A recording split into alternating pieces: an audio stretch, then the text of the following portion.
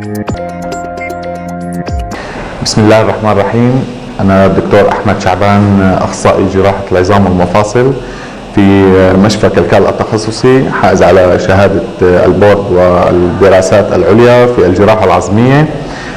لقد بدأنا العمل في مشفى كلكال منذ سنة تقريبا، وبحمد الله وبتيسير من الله تم النجاح بالعديد من العمليات الجراحية المعقدة والتخصصية، خصوصا في كسور الأطراف السفلية والأطراف العلوية، وكذلك العمليات معقدة في كسور الحوض.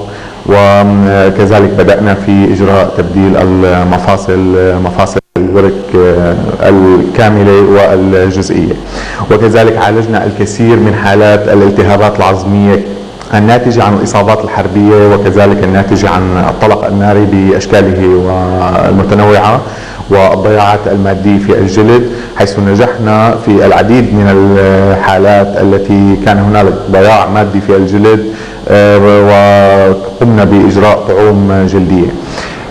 الآن وبحمد الله سيتم البدء بإجراء عمليات الجراحة الناظورية، المنظار الليزر للركبة بعد ما توفر الجهاز المخصص لهذه العمليات. وسنقوم بإجراء التناظير التشخيصية لإصابات الغضاريف الهلالية، وكذلك إصابة الرباط المتصالب الأمامي.